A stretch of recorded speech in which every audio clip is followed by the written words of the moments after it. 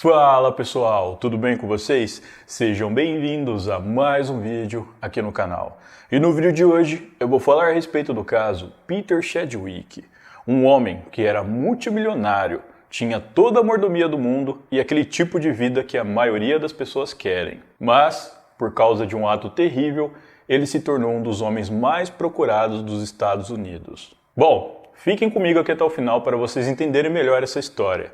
E como vocês já sabem, se gostarem desse vídeo, deixa um like e um comentário que me ajuda muito. Então, sem mais delongas, bora pro vídeo. Peter Gregory Chadwick e Ki Ju-ling se conheceram e começaram a namorar na faculdade, mais especificamente na Universidade Estadual do Arizona. Eles se casaram em 1991 e tiveram 3 filhos juntos, sendo o primeiro em 1998, o segundo em 2002 e o terceiro em 2004. Peter é proveniente de uma família muito rica. Ele nasceu na Grã-Bretanha e também tinha cidadania americana. A família de Qui também era muito rica. A mulher que nasceu no país asiático da Malásia era conhecida como Casey. Conforme Peter foi se tornando ainda mais bem-sucedido, eles decidiram se mudar para uma mansão em Newport Beach, no estado da Califórnia. O casal morava em um condomínio fechado e a mansão era avaliada em 2 milhões e 500 mil dólares. Na época dos fatos, Peter tinha 48 anos e era um proeminente investidor imobiliário.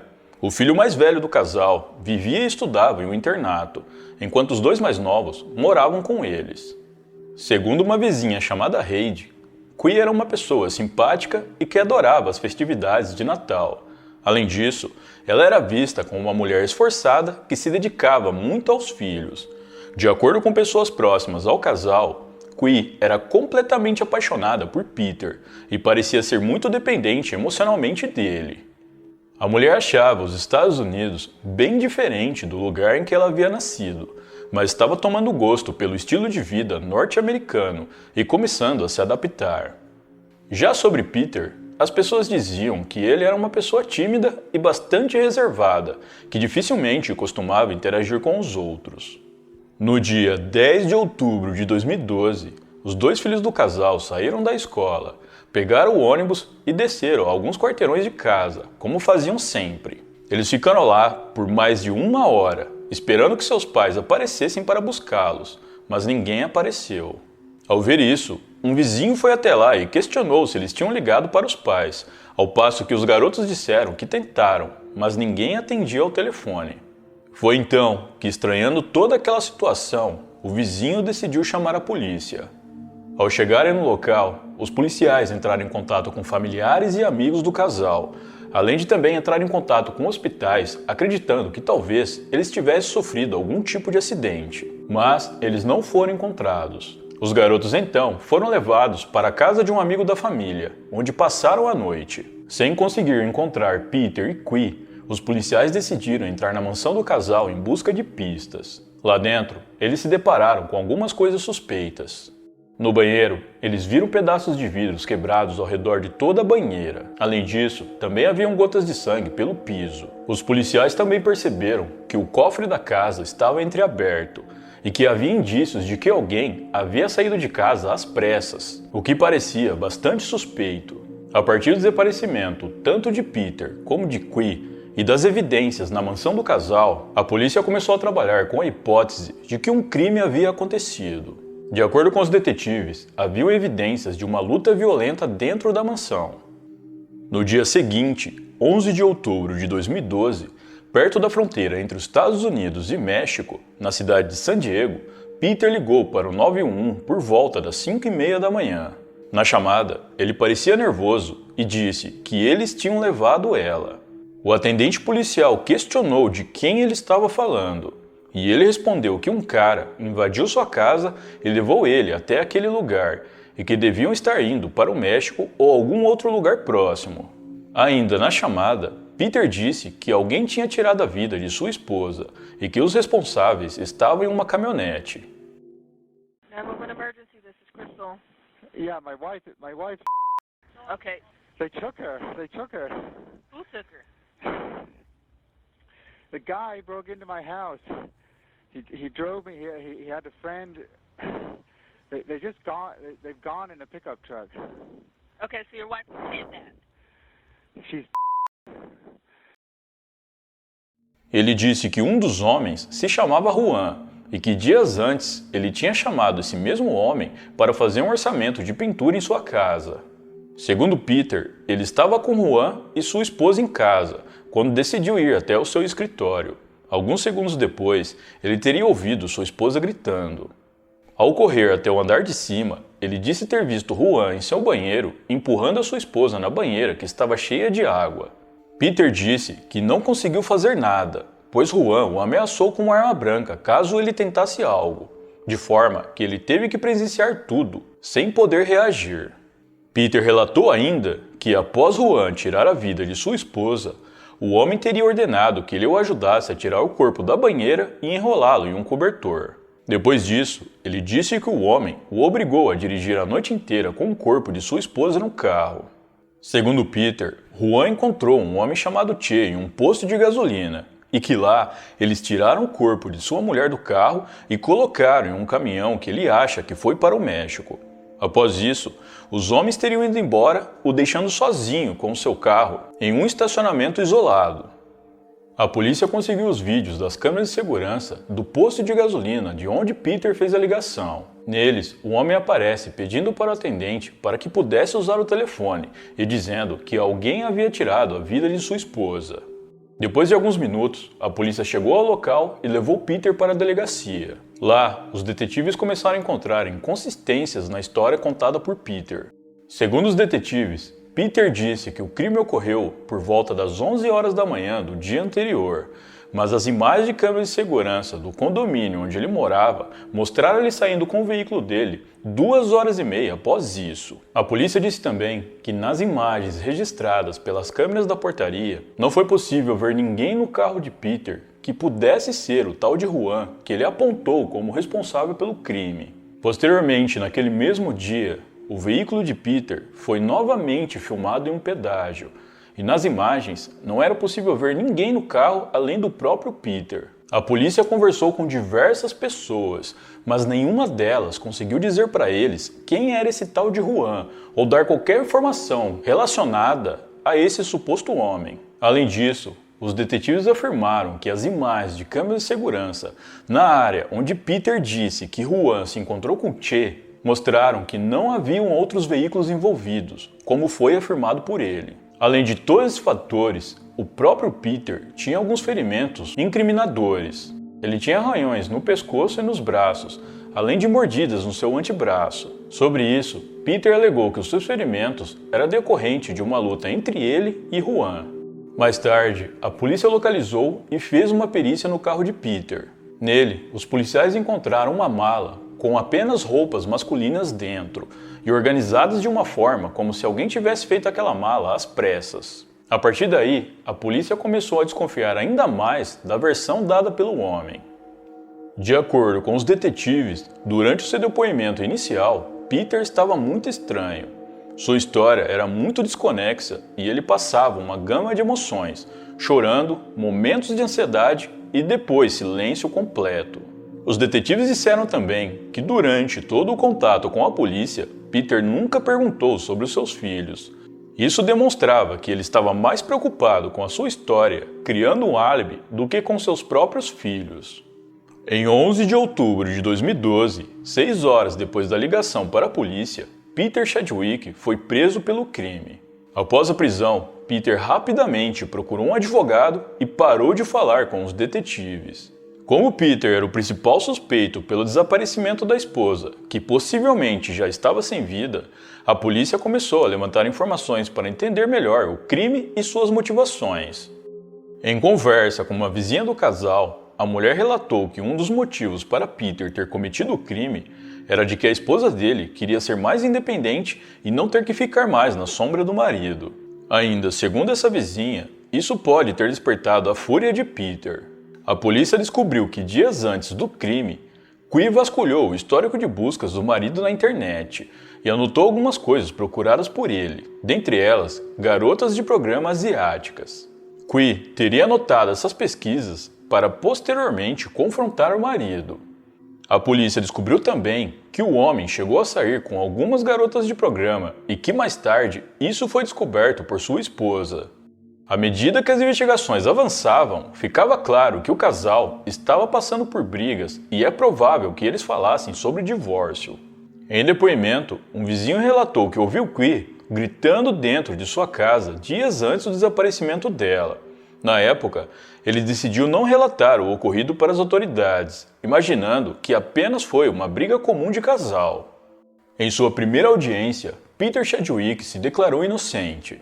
Enquanto isso, os 2 filhos do casal foram enviados para a casa do tio de Peter, que morava em Los Angeles. 7 dias depois da prisão do homem, os detetives encontraram uma casa em uma montanha na zona rural do condado de San Diego, onde eles acreditam que Peter passou na noite do crime. Lá havia uma grande lixeira e nela foram achados diversos itens de Qui, como sua identidade, cartões e objetos de uso pessoal. Todas essas coisas teriam sido levadas para o México pelos criminosos, de acordo com a versão de Peter. Após vasculharem um pouco mais, os detetives encontraram um corpo envolto a um cobertor verde. Após uma perícia, foi confirmado que o corpo pertencia a Qui Chu Lin. De acordo com o médico legista, haviam muitos sinais de violência no corpo, e a causa do óbito foi devido à supressão de ar de forma mecânica, no caso, com o uso das mãos. A descoberta do corpo de Qui e a notícia de que ela realmente havia sido vítima de um crime se espalharam rapidamente pela mídia, ainda mais pelo fato de que todos os envolvidos nessa trama eram pessoas ricas. Amigos e familiares ficaram muito abalados com tudo, e alguns ainda custavam acreditar que Peter poderia ser o responsável pelo crime. Qui tinha 46 anos na época dos fatos. Ela foi enterrada no Rose Hills Memorial Park, em Los Angeles, na Califórnia. Peter Chadwick ficou na prisão por 2 meses enquanto que a promotoria levantava provas contra ele. Em dezembro de 2012, uma fiança no valor de $1 milhão foi fixada e Peter apagou e passou a responder o processo em liberdade. Na ocasião, o promotor do caso disse que tentou impedir a fiança, mas o tribunal não teve escolha, já que Peter se encaixava em todos os critérios para ter esse direito. Ainda, segundo o promotor, Peter não tinha antecedentes criminais e tinha um ótimo histórico como cidadão. Após ser liberado, Peter voltou para casa e começou a usar o carro da esposa, já que o seu estava apreendido. Isso causou bastante revolta entre os familiares e amigos de Qui. Ele também enviou um e-mail convidando as pessoas para uma vigília de 100 dias na mansão em homenagem a Qui, e isso não foi visto com bons olhos pelas pessoas. 2 anos se passaram com Peter Chadwick aguardando seu julgamento em liberdade. Nesse intervalo, ele se mudou para a casa do seu pai na cidade de Santa Bárbara, e todos os 3 filhos do casal acabaram indo para o internato. Enquanto isso, os detetives acreditavam ter um caso extremamente sólido. Eles tinham diversas provas circunstanciais, o corpo da vítima, ferimentos incriminatórios e a falta de coerência na história do acusado. A polícia tinha certeza de que Peter era o culpado e iria ser condenado pelo crime. Em 2014, Peter Chadwick ainda aguardava o seu julgamento e, em meio ao processo, ele comparecia ao tribunal para as audiências como esperado. No entanto, quando a data do julgamento começou a se aproximar, o homem desapareceu. A polícia entrou em contato com o advogado de Peter, que disse não saber onde ele estava e que não tinha sido informado de nada. Imediatamente, as autoridades emitiram um alerta e colocaram Peter como um dos homens mais procurados em todos os Estados Unidos, entrando no top 15 nacional. Inicialmente, a polícia chegou a cogitar que ele pudesse ter tirado a própria vida. Isso porque o seu pai, Michael Chadwick, disse que Peter estava muito deprimido e bastante desanimado com a vida nos últimos dias. Essa teoria, no entanto, acabou sendo descartada. A polícia descobriu que Peter já havia escapado 3 semanas antes que eles percebessem, o que deu a ele uma grande vantagem em cima das autoridades. Em uma busca realizada no quarto do foragido, os detetives encontraram livros que ensinavam como desaparecer, como mudar a identidade e como deixar rastros falsos.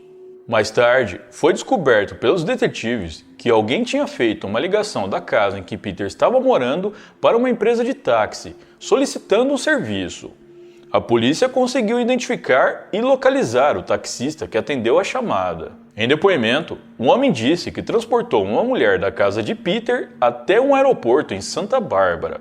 Mas para a polícia, a tal mulher era na verdade Peter disfarçado.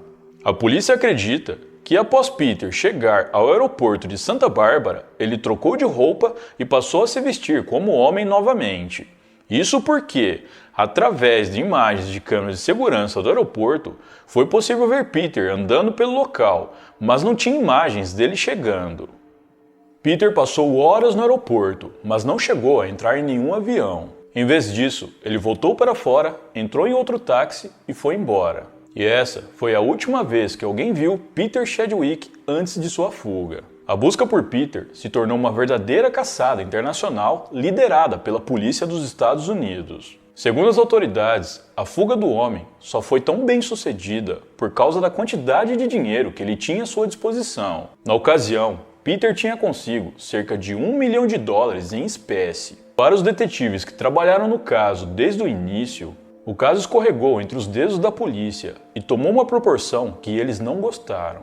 Eles disseram que gostariam de ter encerrado o caso muito antes, mas o acusado acabou levando a melhor sobre eles. Durante a caçada por Peter, os detetives começaram a receber dicas de todos os lugares. As buscas ocorreram principalmente no Japão, Canadá, Belize, Panamá e Ucrânia. As autoridades estavam convencidas de que Peter estava recebendo ajuda de alguém enquanto estava foragido.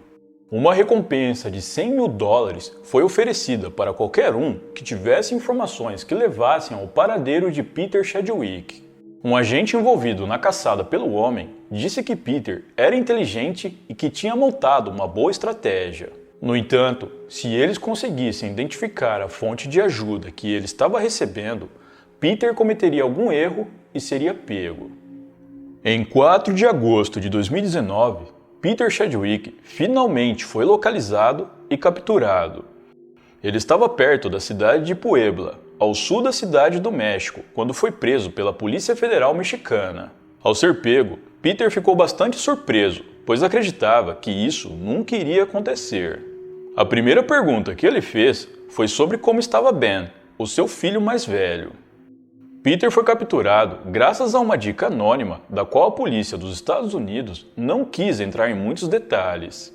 Não se sabe ao certo onde Peter Chadwick passou todos os seus anos fugindo. Quando foi pego no México, ele estava morando em um apartamento em uma pequena vila perto de Puebla. Seu esconderijo era ao lado de um clube de campo.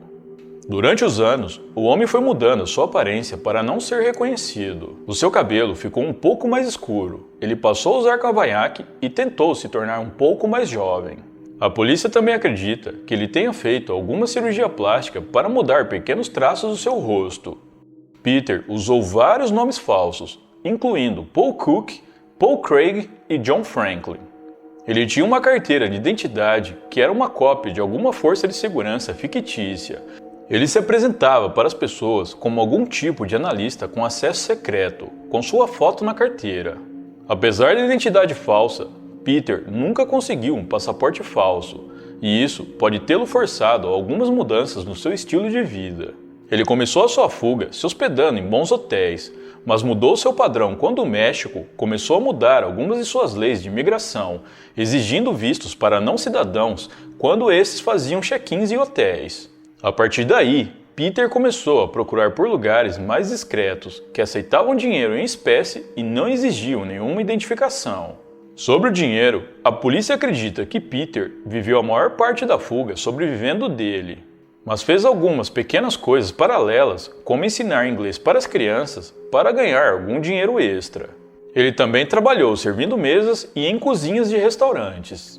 Peter foi extraditado de volta para os Estados Unidos e em fevereiro de 2022 se deu início ao seu julgamento.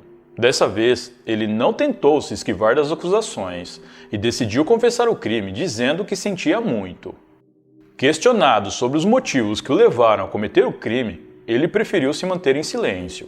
Após algumas horas de deliberação, Peter Chadwick foi sentenciado a uma pena de 15 anos pelo crime. Familiares e amigos de Qui-Chu Lin disseram que a pena era muito baixa pelo crime que ele cometeu. Porém, não tinha muito o que fazer, pois essa condenação foi devido a um acordo que ele fez com a promotoria. Atualmente, Peter Chadwick se encontra em uma prisão da Califórnia e os seus 3 filhos ainda tentam conviver com o fato de que perderam a sua mãe e, de certo modo, o pai. Bom, pessoal, então é isso. Muito obrigado por me assistirem até o final. Eu vou ficando por aqui. Um grande abraço e até a próxima.